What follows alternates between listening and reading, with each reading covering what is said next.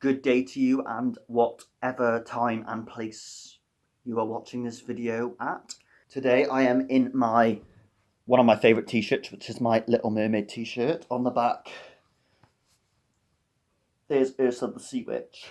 I got this from ASOS, but yeah, I love this t-shirt. I wanted to come in and talk about my recent reading. I recently read Conversations with Friends. I read Wolf Hall back in May, I think. Then I read Bring Up the Bodies in August, and I read Mirror in the Light. Maybe I finished it last week. I want to kind of talk about the Cromwell Trilogy in general a little bit. I've also recently finished Who They Was, which I finished the other day. I did a kind of full review of this one, so if you want to watch that, you can check that out here. So I'm not really going to talk about this one here because I've already talked about it enough. Let's go on to Conversations with Friends first. So this is my second Sally Rooney, but this was her debut. Zadie Smith says, I love debuts where you just can't believe that it was a debut. A nuanced page-turning portrait. Another one says, it's rare that a novel elicits such unmitigated awe from just about everyone you know, whether male, female, millennial or middle-aged. I don't really agree with any of those quotes. I mean, for a debut, I think it's a decent debut, but I don't think it is particularly nuanced or brilliant. I thought the writing was okay. It started off really, really well, and then I think as Sally Rooney was trying to jostle with the ideas and the relationships between the characters, it kind of just tanked for me. The story arcs of each of the characters, I was like, really? And because I read Normal People first, I actually am really glad that I read Normal People first, because I do think overall Normal People is a bit better than this, just slightly better handled. But Normal People does cover a lot of the same ground as this. The main male character, oh my gosh, he's depressed by the end of the book. Same as this one. But I did think that Nick, the actor in this one, was a bit of a stud. I liked reading about him. What I did find interesting about this book is that it was in first person, whereas Normal People was third person. I thought Frances was quite an intriguing narrator, but the more and more I read it, the more I kind of just got annoyed with her. Frances kind of reminds me of these upstart young girls that you always come across on English degrees. They're, fairly intelligent, attractive girls. They've got good grades all their life. They get up to university and they think the world owes them something. And throughout the whole book, Frances, she's a poet, but she never shares any of her poetry. She does spoken word poetry, so I imagine it's quite self-congratulatory type of spoken word poetry, but everyone in it is like, oh my god, your poetry is so fucking amazing, Frances. And I was like, well, where is this fucking amazing poetry then? Please show me it. I love that she writes poetry, but where is the poetry, Sally Rooney? Where is the gravitas?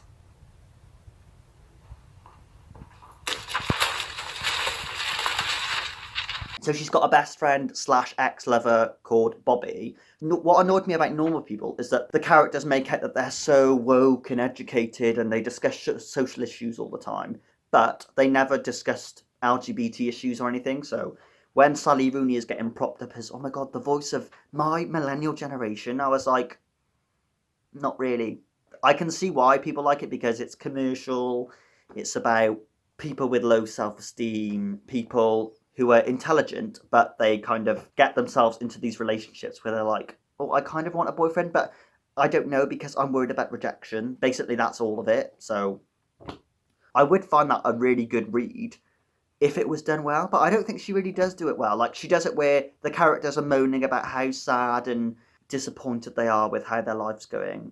So the characters are intelligent, and it's always from a kind of eat your heart out kind of way that infuriates my sensibility. So it's always in a oh my god, Frances is sad. So if you're a sad person, you can enjoy the novel because her feelings are like your feelings. And the whole time I'm reading it, I'm like, I don't think she really writes about sad feelings in a particularly effusive way. I always felt like it was very cliched, standard talk about depression. It wasn't, so I didn't really get on with this book.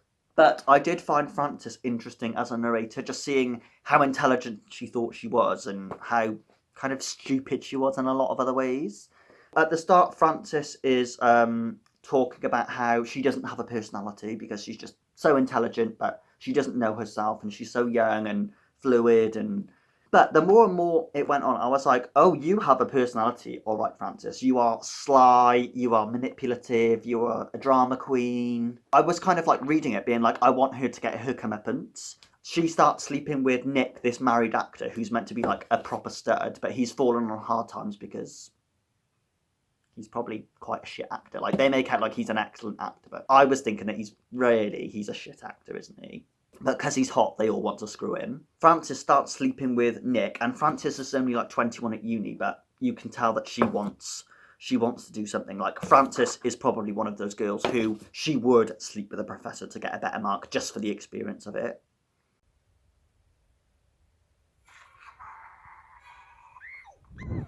Those are the vibes I got from Frances, that she was a very, very sketchy figure. Mantel. So, like, Frances is the kind of person that I would want to be in a seminar with her just to observe her, but I wouldn't want to be friends with her at all. And she has a best friend called Bobby, who's like a walking lesbian feminist cliche. I was like, I want more of Bobby because she just has such a one-dimensional personality, so that disappointed me. There's one bit where she's in hospital. She finds out basically there's like kind of something wrong with her like uterus. I don't think this is a spoiler because it's not like it's terminal illness or anything. It's just like a condition that she finds out about, which really I thought was kind of questionable from an authorial standpoint, because I was like, is Sally Rooney, the author, punishing this female character by giving her a bodily like illness and condition? Is that what I meant to take away from it, Sally? I have problems with that. But I meant to feel really sorry for Frances. I meant to be like, oh my god, poor you, Frances, with your uteral problem. But I didn't feel sorry for you. I was like, plenty of people have much worse problems than this. Oh, Frances, you might not be able to have kids. Like, I'm like,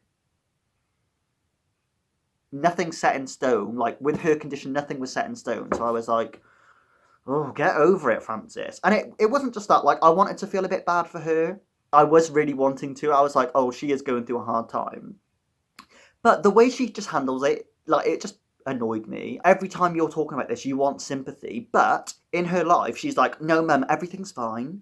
No, Nick, you know, the guy she's sleeping with, everything's fine. No, Bobby, everything's fine. So she's just being so manipulative, and she's being like, I'm not going to tell everyone so that I can be really dramatic and be like, my life's a mess. And then, 6 months down the line, I'm going to be like, yeah, I was going crazy, but that's because of this problem. And then all the people in her life who didn't know will be like, oh my god, I wish you told me, Frances. I'm so sorry that I wasn't there for you. She wants everyone to be like, I'm so sorry I wasn't there for you, Frances. But I was like, they would have been there for you if you just told them, you drama queen. Quit it, Frances. Get over yourself. So she's in hospital and she gets the diagnosis. And then it's like 2 a.m. in the morning, and then she rings Nick up and is like, oh, hi, Nick. And then Nick is like, it's 2 a.m, my wife's here, like, I can't talk right now. And then Frances is like, okay, bye. Then she texts him going, I'm in hospital. Then he tries ringing her and is like, Frances, hello, like, are you okay, what's going on? Then she doesn't reply, and she just stashes her phone under the pillow, and it's like, no, I'm not going to talk to them. But I'm like, why bother messaging him then? Yeah, it was very drama-filled. Frances, if you start sleeping with a married guy, you should be up for all this stuff, the late-night calls, knowing that he can't answer the phone all the time because he's married. What were you expecting, Frances? So let me just read you a little bit of what Frances is like. After that, I went back and forth on the question of whether to tell Bobby that I had kissed Nick. I had, regardless of my ultimate decision, meticulously rehearsed the way I would tell her about it, which details I would emphasise and which I would leave out. It just kind of happened, I would say. That's crazy, Bobby would reply, but I've always kind of thought he liked you. I don't know, he was really high. It was stupid. But in the email, he definitely implied it was his fault, didn't he?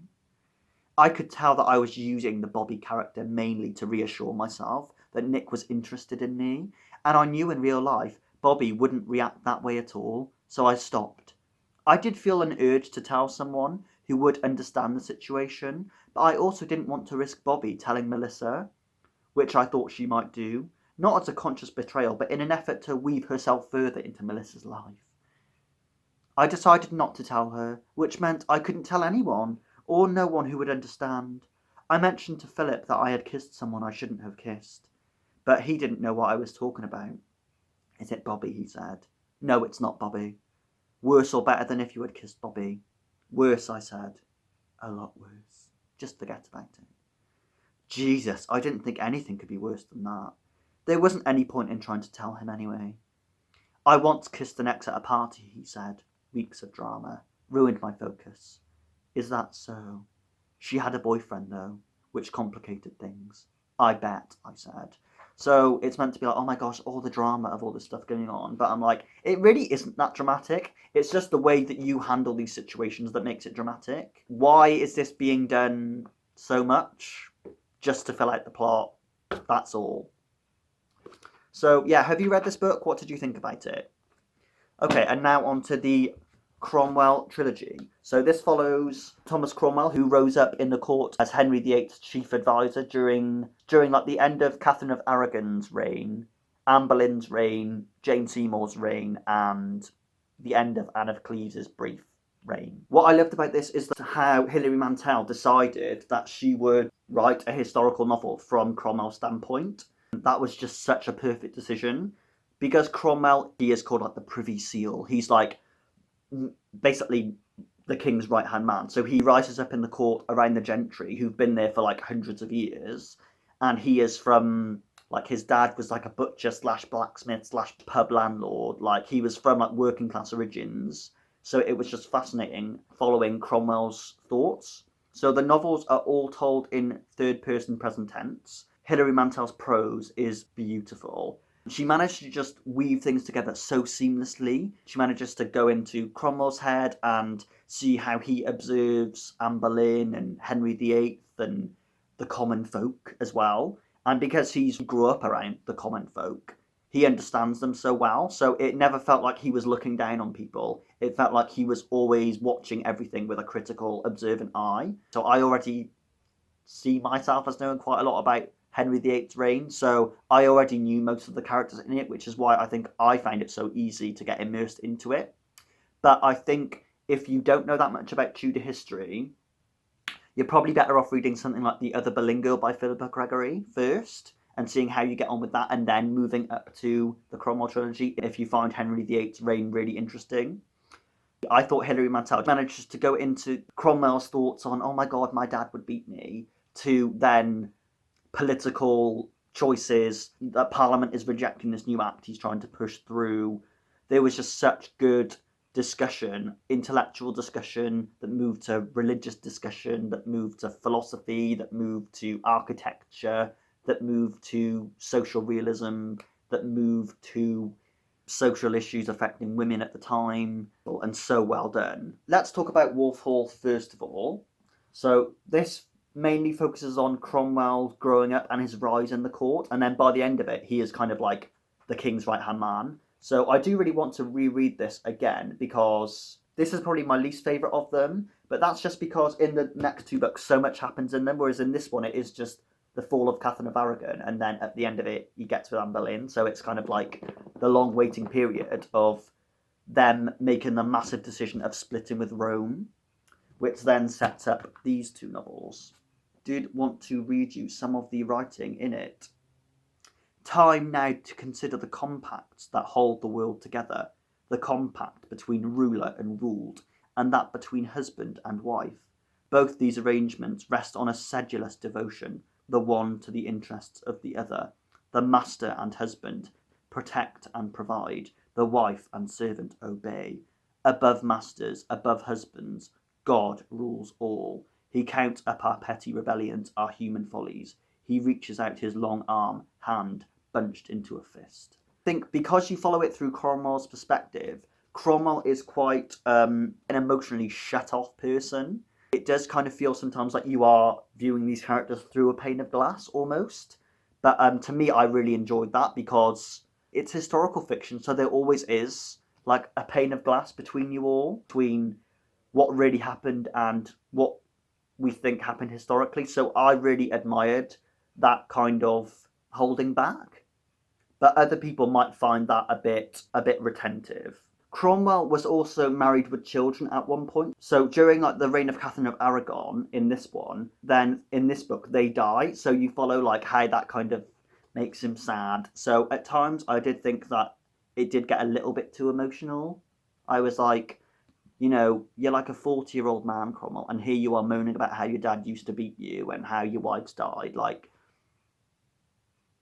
I don't really believe that Cromwell would mope about that much. I'm like, he's too busy to mope about. So yes, I do want to reread this at some point and see how I think it measures up to these three after having read those three. And next on to Bring Up the Bodies. A lot of this is about Anne Boleyn, but it's not really about Anne Boleyn. It's more like the court and everything going on historically during Anne Boleyn's reign. Cromwell kind of really designed the Church of England that we still have today. So you might think, oh, it's not really that relevant. But I found the way that Hilary Mantel wrote about the Tudor court to be like, this is so relevant to today.